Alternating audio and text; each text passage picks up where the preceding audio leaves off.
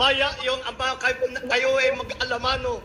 Kayo ay sa inyong sigaw. Ang Pilipino ngayon ay nangangailangan ng tulong, nanghihingi ng kahit naman na tulong para sa kahirapan ng buhay na hinaharap.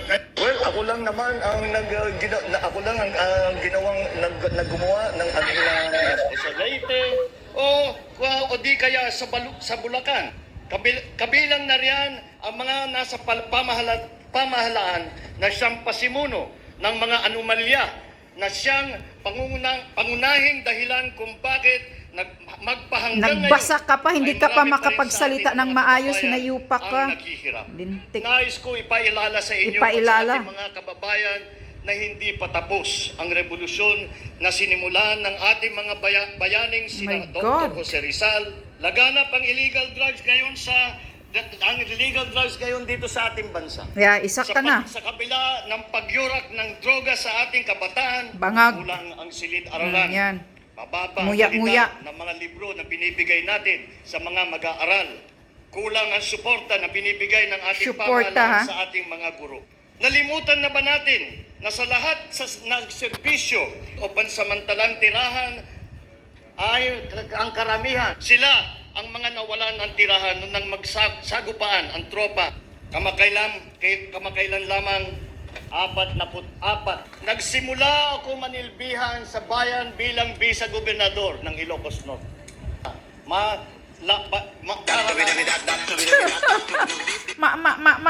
Ingay lamang ng mga nag-aabuso. Hi, Mel! Or should I say Melionario? At nagnanakaw sa kaban ng bayan. Yan, nakaw ng kaba ng bayan ng asawa mo.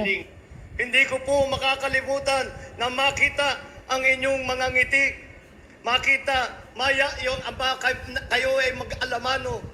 Kayo ay Alamano? sa inyong sigaw, inyong mga halik.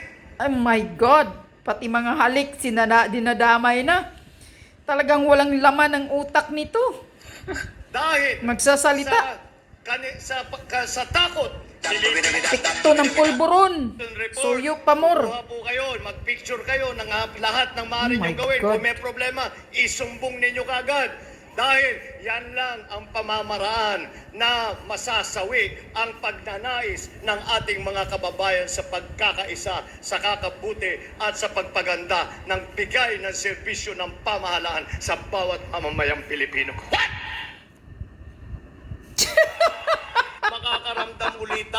Makakaramdam tayo ng pagbabago, makakaramdam tayo ng pagbabago.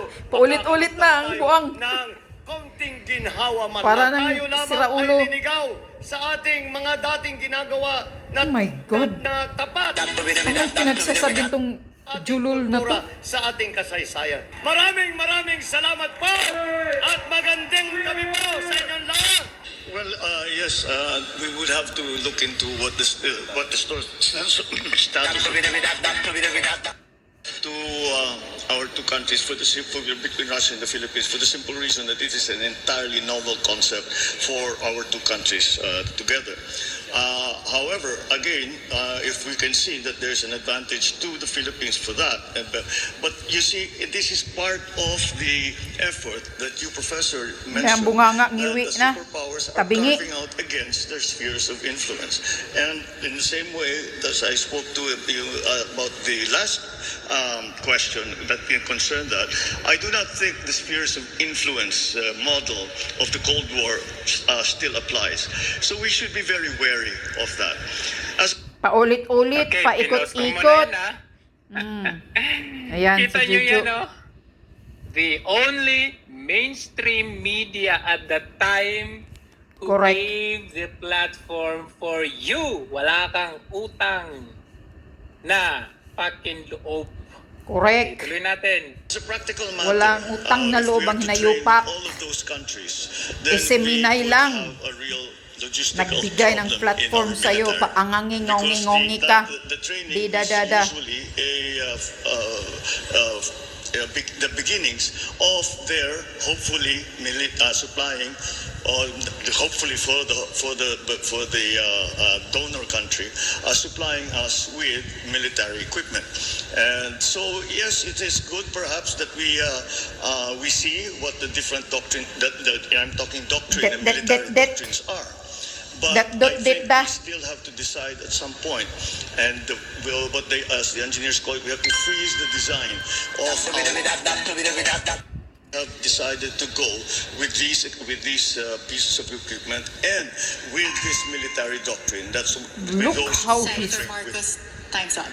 Oh my God, time's na. up na. Okay, yan. Ano? Ha? Ha?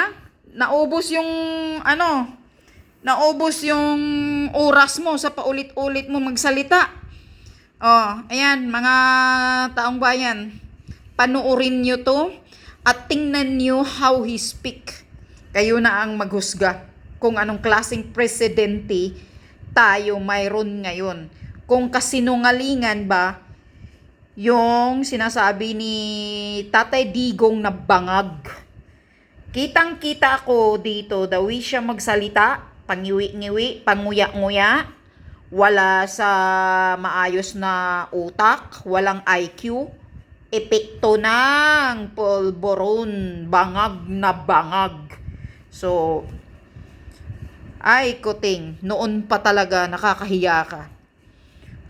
At ulit, babalik ko, yung platform na nagbibigay sa'yo, kupal ka, is only SME9 noon.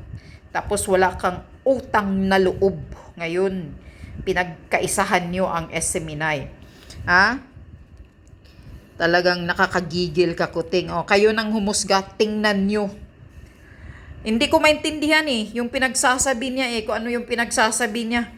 Talagang wala sa hulog yung pinagsasabi niya Talagang, pati halik, nadadamay na. Hinalikan nga daw siya ng matanda nung kampanya time, nandidiri. Kakahiya ka, kuting. Ang galing-galing magsalita, nagbabasa na nga, hindi pa makapagbigkas ng maayos. Langya to. Tapos binuto ng, ay nako, lintik talaga. Kaya talagang dapat hilain itong hinayupak na yan.